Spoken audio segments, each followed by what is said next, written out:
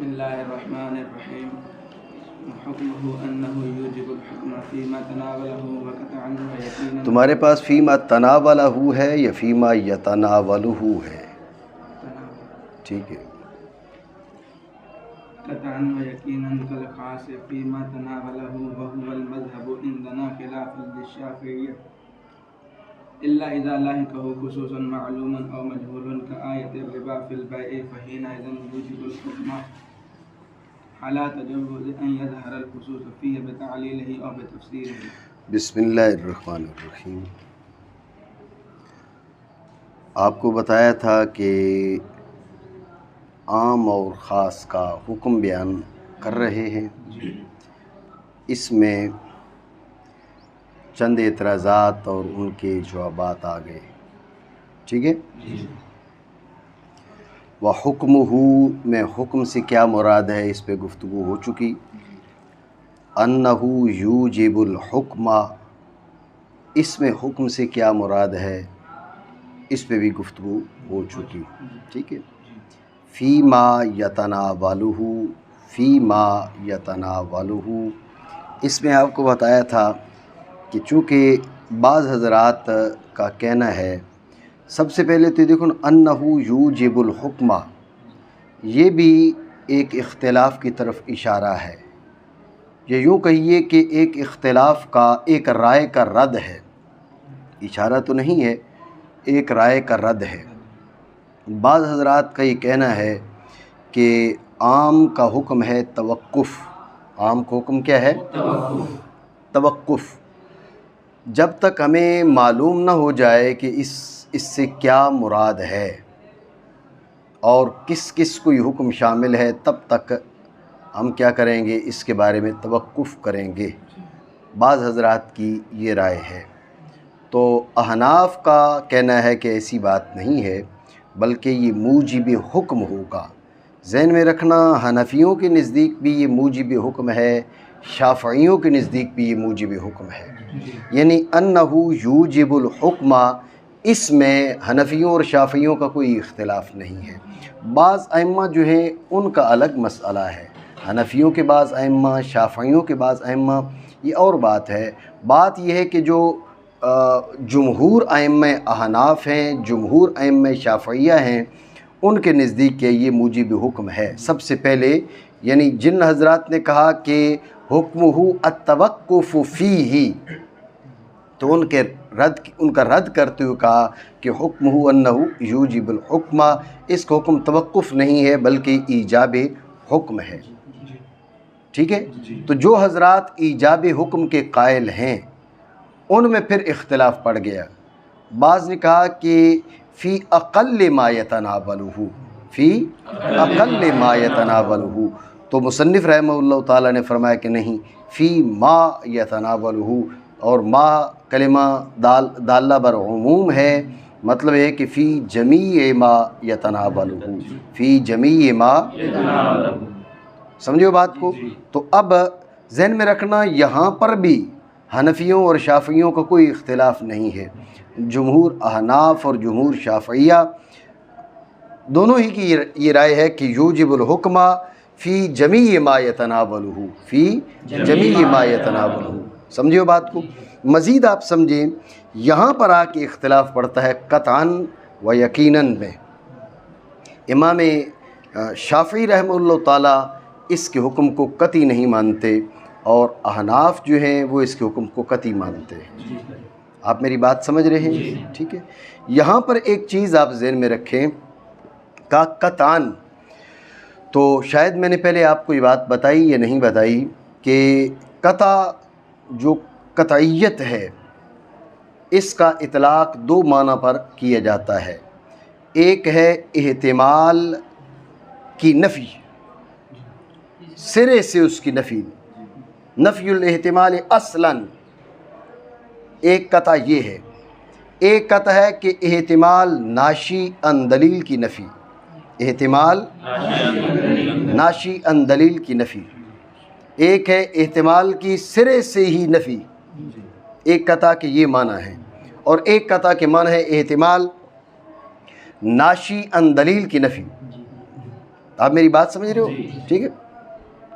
تو قطع بمانا احتمال ناشی ان دلیل کی نفی، احتمال ناشی ان دلیل کی نفی یہ عام ہے، اور احتمال کی سرے سے نفی یہ اخص ہے.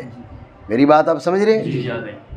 احتمال ناشی ان دلیل کی نفی یہ قطع بمانا عام ہے، سمجھو بات کو، اور احتمال کی سرے سے نفی یہ قطع بمانا اخص ہے. آپ میری بات سمجھ رہے ہو؟ ٹھیک ہے. تو صاحب توضیح نے تصریح فرمائی ہے کہ اس مقام پہ قطع کے معنی کیا ہے؟ قطع بالمعنی الاعم ہے، بالمعنی الاخص نہیں ہے. احتمال ناشی ان دلیل کی نفی، احتمال کی نفی اصلا نہیں بلکہ احتمال ہے ناشی ان دلیل کی نفی. بات آپ سمجھے نہیں سمجھے؟ ٹھیک ہو گیا. دوبارہ سمجھے توجہ سے. انہوں نے کہا کہ قطعاً، تو آپ کو بتایا کہ قطعیت جو ہے قطع دو معنی میں استعمال ہوتا ہے. ایک قطع بمعنی احتمال کی نفی، سرے سے احتمال کی نفی، نفی الاحتمال اصلاً، اور دوسرا قطع کے معنی ہے احتمال ناشی ان دلیل کی نفی. قطع بمعنی نفی احتمال ناشی ان دلیل کی نفی یہ قطع بالمعنی العام ہے، اور احتمال کی نفی سرے سے نفی الاحتمال اصلاً یہ ہے قطع بالمعنی الاخص. اب میری بات سمجھ رہے ہو؟ تو اس مقام پہ قطع کے معنی کیا ہیں؟ اس مقام پہ قطع بالمعنی العام ہے، یعنی احتمال ناشی ان دلیل کی نفی، احتمال ناشی ان دلیل کی نفی. بات ہے ہی ذہن میں.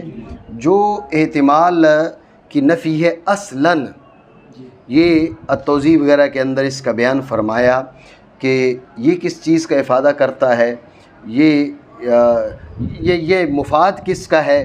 یہ محکم کا مفاد ہے، حدیث متواتر کا مفاد ہے. سمجھ رہے بات کو؟ برخلاف کس کے؟ برخلاف احتمال ناشی ان دلیل کی نفی، یعنی قطع بالمعنی العام، قطع بالمعنی العام تو محکم سے بھی حاصل ہے، اخص حاصل ہے تو عام بھی حاصل ہے، متواتر سے بھی حاصل ہے، اسی طرح ظاہر سے بھی حاصل ہے، اور خبر مشہور سے بھی حاصل ہے.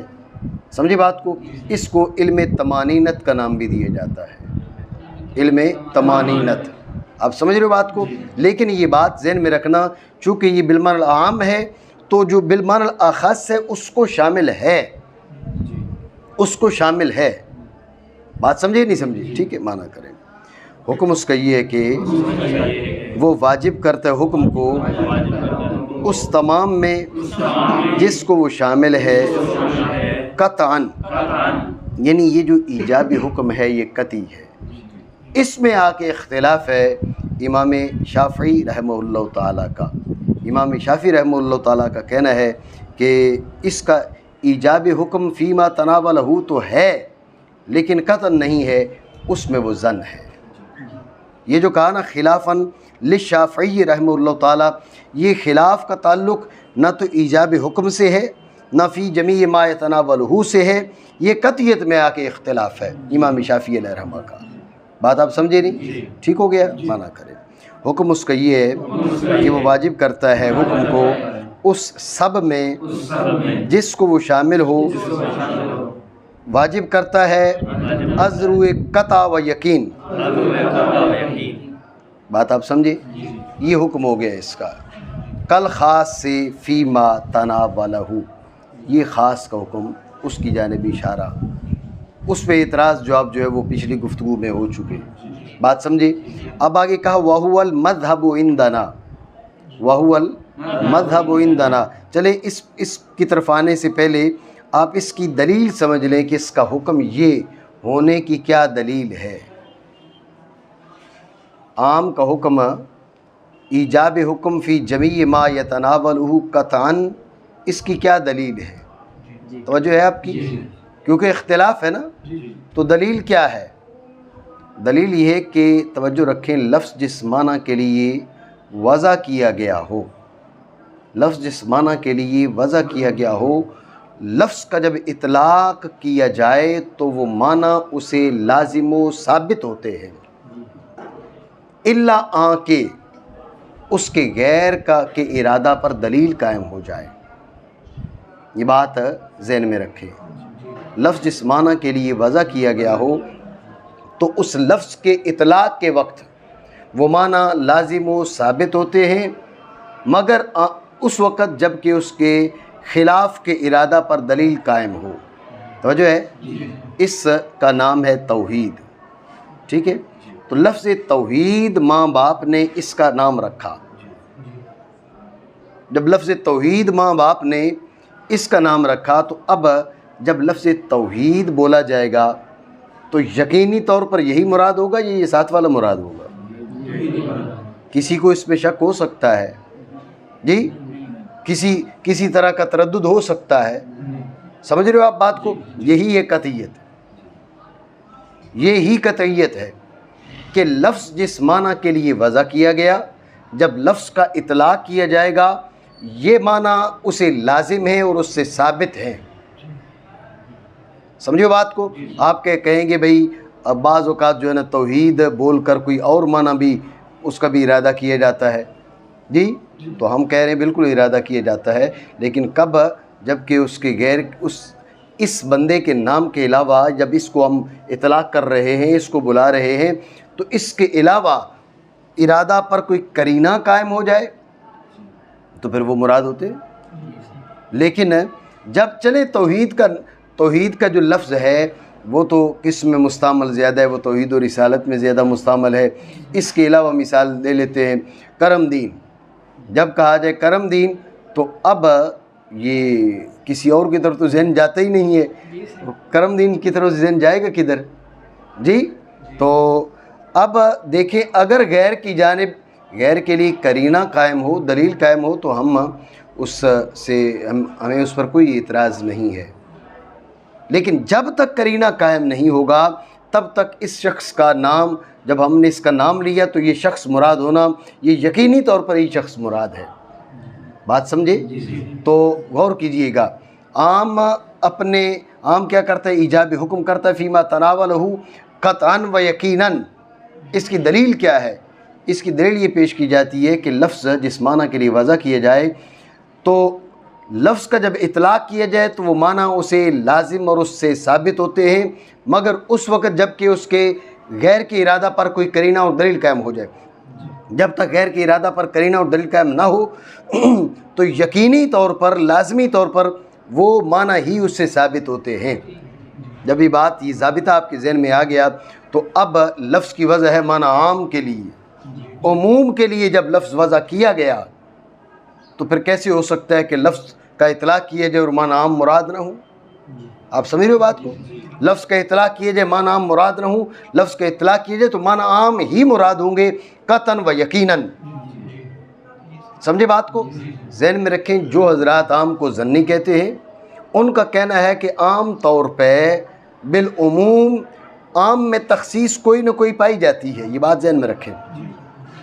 ایسے بہت ہی کم عام ہیں جن میں سرے سے کوئی تخصیص نہ پائی جائے، ایسے بہت کم عام ہیں جن میں سرے سے تخصیص کا وجود ہی نہ ہو۔ اس کو روکیں، بند نہ کریں، روکیں۔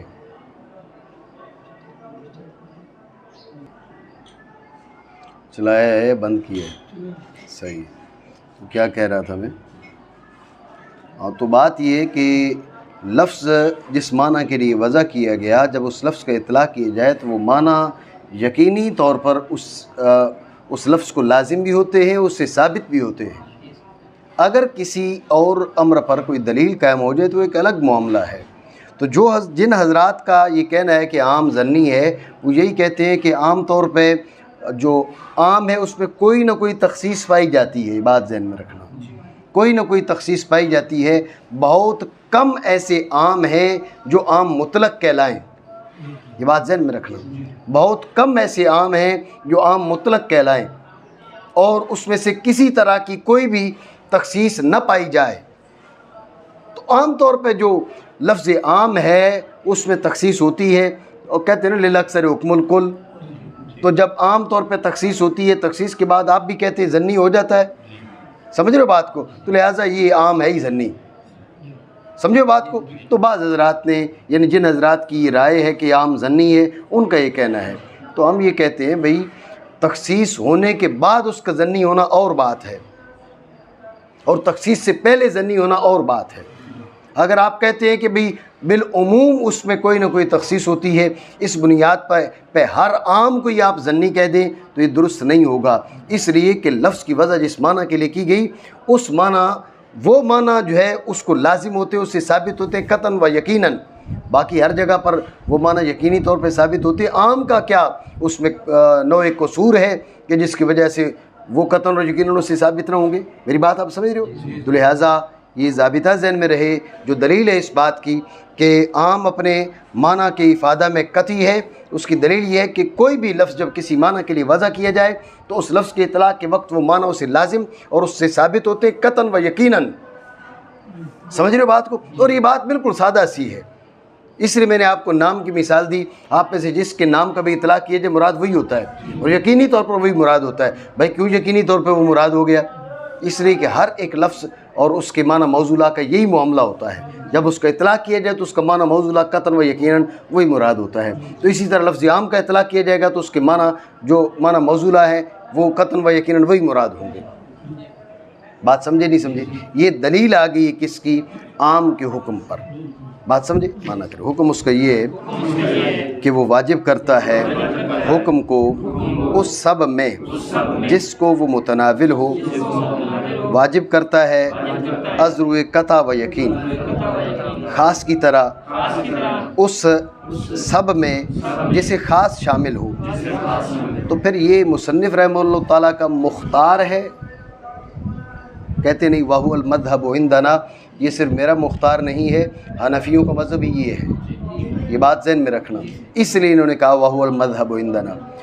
دیکھیں فقہ حنفی یا فقہ شافعی یا دیگر جو فقہاء اربعہ کی دیگر فقہاء کی جو فقہ ہے، اس میں فقہاء علماء اصولیوں کے تفردات ہیں۔ فقہ کی کتاب میں یا اصول فقہ کی کتاب میں بیان ہونے والا ہر مسئلہ وہ مذہب نہیں کہلاتا۔ سمجھ رہے ہو بات کو؟ ہر مسئلہ مذہب نہیں کہلاتا۔ چونکہ ہر مسئلہ مذہب نہیں کہلاتا، یہ جو مصنف رحمہ اللہ تعالیٰ نے بیان کیا یہ مصنف رحمہ اللہ تعالیٰ کا اپنا مختار ہے یا مذہب بھی یہی ہے؟ یہ بات بتانے کے لیے کہا کہ وہ المذہب عندنا۔ بات میری سمجھے ہو نہیں؟ ٹھیک ہے نا؟ ورنہ سوال کیا جا سکتا ہے کہ جب کتب احناف ہے تو حنفیوں کی کتاب میں مسئلہ بیان ہو رہا ہے تو اس کا مطلب ہے حنفیوں کا مذہب ہے، یہ کہنے کی کیا ضرورت تھی کہ وہ المذہب عندنا؟ آپ سوال سمجھ رہے نہیں؟ تو اس کا جواب آپ کو بتا دیا کہ حنفیوں کی کتابوں میں بیان ہونے والا ہر مسئلہ مذہب شمار ہو یہ لازم نہیں ہے، بلکہ بعض ائمہ کے تفردات ہوتے ہیں، مختارات ہوتے ہیں۔ بالخصوص کتب فتاوی میں جب ہم آ جاتے ہیں تو وہاں پر تو ائمہ کے علماء کے مختارات ہوتے ہیں۔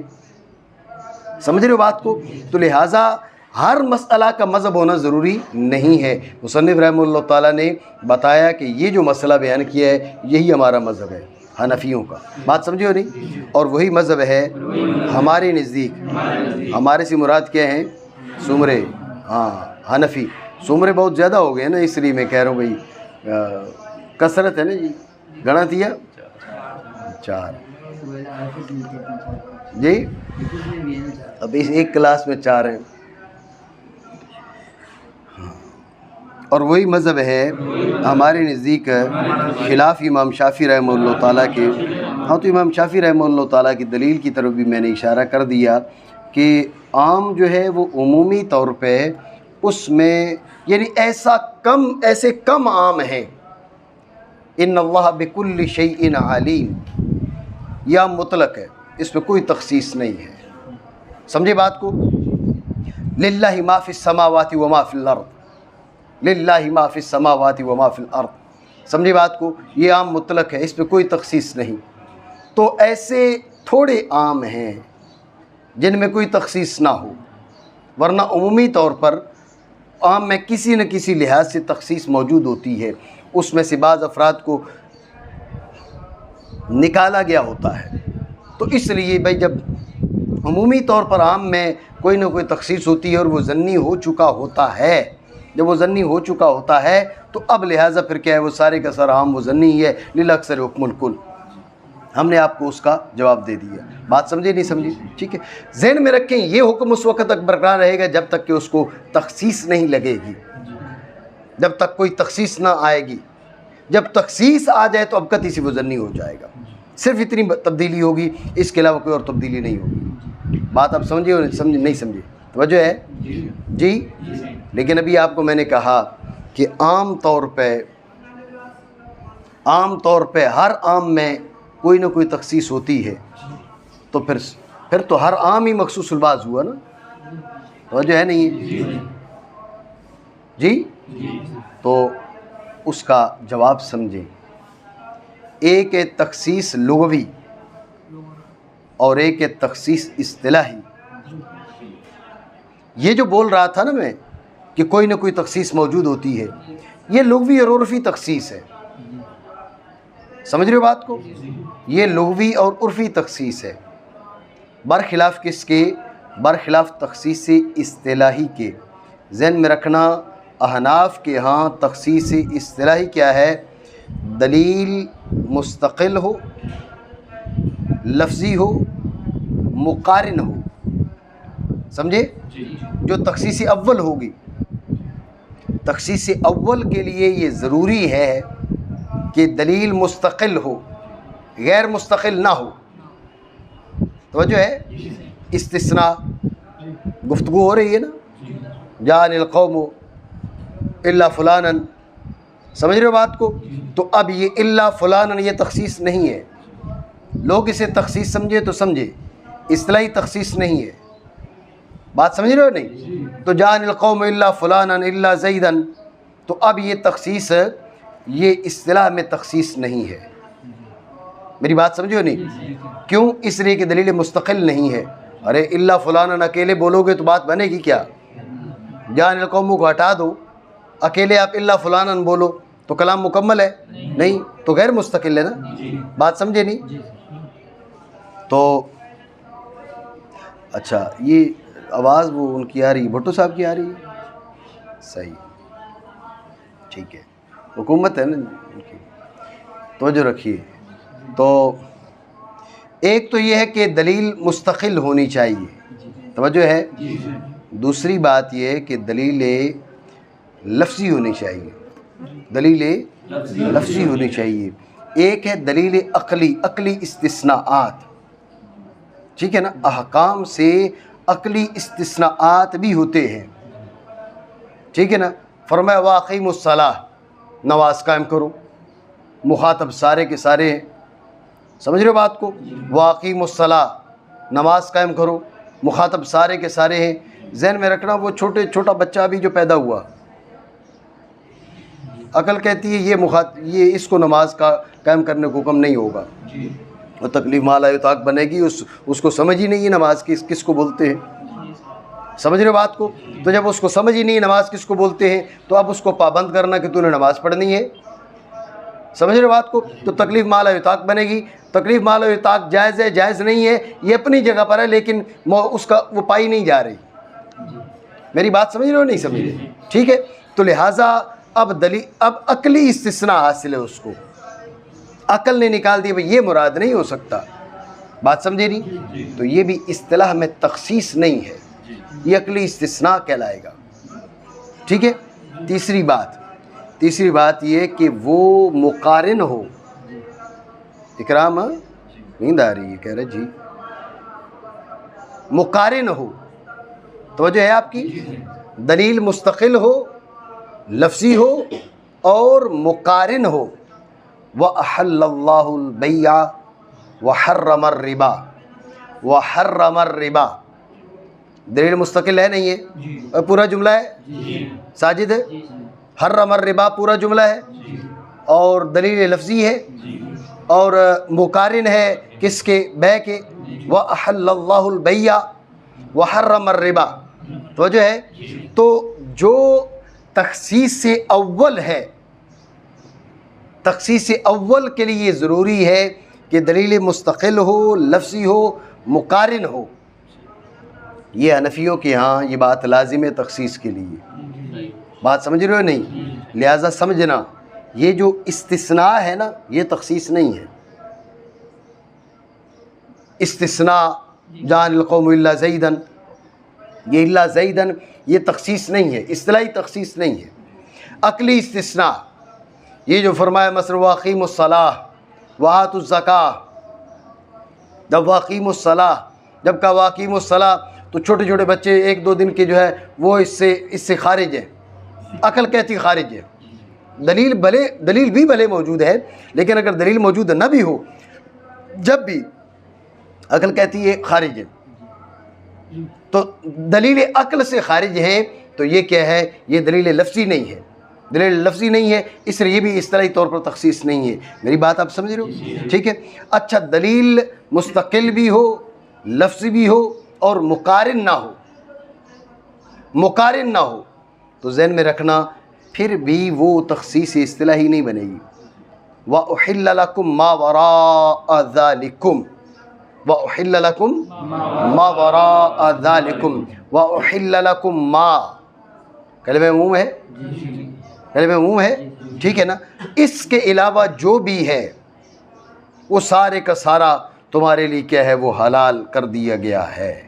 سمجھ رہے ہو بات کو؟ اب آپ دوسرے مقامات پر دیکھیں، مشرکات سے نکاح منع کر دیا گیا، سمجھو بات کو؟ مشرکات سے نکاح منع کر دیا گیا۔ اب مشرکات سے جب نکاح منع کر دیا گیا تو وہ آیہ قرآنیہ ہے، تو وہ اصطلاحی تخصیص نہیں ہے، پھر کیا ہے؟ وہ نسخ ہے، اگر اس کا وہ تاریخ میں وہ بعد میں ہو۔ سمجھو نہیں بات کو؟ تو نسخ میں اور تخصیص میں فرق کیا ہوگا؟ تو جو ہے نہیں ہے، نسخ کے ذریعے اس عام کے جتنے افراد کو نکالیں گے، نسخ کے ذریعے عام کے جتنے افراد نکلیں گے، باقی جو بچیں گے عام ان کے افادہ میں پہلے کی طرح قطعی ہے، سمجھے؟ تخصیص کے ذریعے نکالیں گے تو باقی جو بچیں گے ان میں ظنی ہو جائے گا، یہ فرق ذہن میں رکھیں۔ استثناء کے ذریعے بھی تخصیص ہے، وہ نکال رہے ہیں افراد کو، لیکن استثناء کے بعد جو بچیں گے ان میں قطعی ہے۔ دلیل عقلی سے نکالیں گے جو بعد میں بچیں گے قطعی ہے، نسخ سے نکالیں گے جو بعد میں بچیں گے قطعی ہے، تخصیص سے نکالیں گے جو بعد میں بچیں گے ظنی ہے، یہ فرق ہے۔ بات سمجھے نہیں سمجھے؟ تو لہٰذا آپ یہ ذہن میں رکھیں کہ جو تخصیص ہے، تخصیص اصطلاحی کے لیے یہ ضروری ہے کہ دلیل مستقل لفظی مقارن کے ساتھ ہو۔ دلیل تخصیص اول، پہلی تخصیص، ایک بار تخصیص ہو جائے نا تو پھر تو وہ ظنی ہو گیا نا، اس کے بعد اور تخصیصات ہوتی رہتی ہیں۔ میری بات آپ سمجھ رہے ہو نہیں؟ اب جو باقی بعد والی جو تخصیصات ہیں ان کے لیے یہ ساری شرطیں نہیں ہیں۔ میری بات آپ سمجھے نہیں سمجھے؟ خلاصہ پھر سمجھیں، انہوں نے کیا کہا؟ الا اذا لاحقہ خصوص معلوم او مجہول، مگر جب کہ خصوص معلوم یا خصوص مجہول، میں نے آپ کو بتایا تھا خصوص بمعنی تخصیص کے ہے، تخصیص معلوم لگ جائے یا تخصیص مجہول لگ جائے، سمجھ رہے بات کو؟ تو جب تخصیص معلوم یا مجہول لگ جائے اس وقت اس کی قطعیت باقی نہیں رہتی۔ تو آپ کو بتایا کہ جو تخصیص ہے اس کے لیے کیا بات لازم ہے؟ تخصیص کے لیے یہ بات لازم ہے، تخصیص اول کے لیے حنفیوں کے نزدیک صاحب فتح القدیر رحمہ اللہ تعالیٰ نے اس بات کی تصریح کی ہے کہ تخصیص اول کے لیے یہ بات ضروری ہے کہ دلیل مستقل لفظی مقارن ہو، دلیل مستقل لفظی مقارن، دلیل مستقل لفظی مقارن تخصیص اول کے لیے ضروری ہے۔ اگر دلیل غیر مستقل ہو جب بھی اصطلاح میں تخصیص نہیں کہلائے گی، دلیل لفظی نہ ہو غیر لفظی ہو جب بھی اصطلاح میں تخصیص نہیں کہلائے گی، دلیل مستقل ہو لفظی ہو مقارن نہ ہو غیر مقارن نہ ہو مقارن ہو جب بھی اصطلاح میں تخصیص نہیں کہلائے گی۔ تو اب اگر دلیل غیر مستقل ہے جیسے استثناء، تو ذہن میں رکھیں استثناء سے بھی افراد نکل جائیں گے لیکن عام کی قطعیت باقی رہے گی۔ سمجھ رہے بات کو؟ امرت ان اقاتل الناس حتی یقولوا لا الہ الا اللہ، سمجھے بات کو؟ تو اب امرت ان اقاتل الناس حتی یقولوا لا الہ الا اللہ، یہ جو حتی یقولوا لا الہ الا اللہ ہے یہ درجہ تخصیص پہ اس کو شمار نہیں کہیں گے۔ یا فرمایا الا ان یقولوا لا الہ الا اللہ، اب یہ استثناء ہے، ٹھیک ہے نا؟ جب یہ استثناء ہے تو عام اپنے باقی جو اس کا ہے متناول اس کے افادہ میں جیسے پہلے قطعی تھا ایسے اب بھی قطعی رہے گا اگر استثناء کے ذریعے آپ نے نکالا. وَأَقِیمُوا الصَّلَاةَ تو اب سارے مخاطبین اب عقلی استثناء اصل ہے چھوٹے چھوٹے بچے اس سے نکل گئے, باقیوں کے حق میں یہ قطعی ہے, یہ ظنی نہیں بنا. سمجھ رہے ہو بات کو؟ تو اب وَأُحِلَّ لَكُم مَّا وَرَاءَ ذَلِكُم مخصوص عورتوں کے علاوہ باقی ساری کی ساری حلال. تو اب اس میں سے نکال لیا, اچھا ان کی حلت قطعیہ اب جو نکال لی گئی مطلب نسخ کے ذریعے جو نکالی تو باقی کی افادہ میں پھر بھی یہ قطعی. سمجھ رہے ہو بات کو؟ لیکن اگر تخصیص اصطلاحی ہو جاتی جیسے بتایا وَأَحَلَّ اللَّهُ الْبَيْعَ وَحَرَّمَ الرِّبَا, یہ وَحَرَّمَ الرِّبَا دلیل مستقل ہے, لفظی ہے, مقارن ہے, یہ تخصیص اول کے لیے شرط ہے. ٹھیک ہے, تو جب یہ تخصیص اول اس انداز میں ہو گئی اب جو ہے عام اپنے معنی کے افادہ میں متناول کے بارے میں حکم کے افادہ میں ظنی ہو چکا ہے. بات سمجھے؟ استثناء کے بعد ظنی نہیں ہوگا, عقلی استثناء سے بھی ظنی نہیں ہوگا, ٹھیک ہے, نسخ کے بعد بھی ظنی نہیں ہوگا, تخصیص کے بعد ظنی ہوگا. میری بات سمجھے؟ ٹھیک ہو گیا. تو باقی یہ آپ کو بتایا تھا کہ کبھی وہ تخصیص معلوم ہوتی ہے کبھی مجہول ہوتی ہے, اس کی مثال پچھلے درس میں تمہیں بتا چکا ہوں. ٹھیک ہو گیا. مگر جب کہ لائق ہو جائے اسے خصوصی معلوم یا خصوصی مجہول. تو آپ دیکھیں انہوں نے کہا کہ آیت الربا فی البیع, سوال یہ ہے کہ یہ خصوصی معلوم کی آپ نے مثال دی ہے, خصوصی مجہول کی مثال دی ہے. تو جو ہے نا کامران, ہاں, تو یہ خصوصی معلوم کی مثال ہے, خصوصی مجہول کی مثال ہے. جی اگر آپ کہتے ہیں یہ خصوصی معلوم کی مثال ہے تو اس پر ایک اعتراض تو یہ بنے گا کہ معلوم کے ساتھ اس کو بیان کرو. ٹھیک ہے, اور دوسرا اعتراض یہ بنے گا کہ صرف معلوم کی کیوں, مجہول کی کیوں نہیں, وہ بھی تو بتاؤ. اور اگر آپ کہتے ہیں کہ یہ خصوصی مجہول کی مثال ہے تو پھر معلوم کی کہاں پر ہے؟ جب ممثل اللہ دو ہیں تو مثالیں بھی دو ہونی چاہیے. اعتراض سمجھے نہیں؟ تو اس کا جواب یہ ہے کہ یہ دونوں کی مثال ہے, خصوصی معلوم کی بھی ہے اور خصوصی مجہول کی بھی ہے.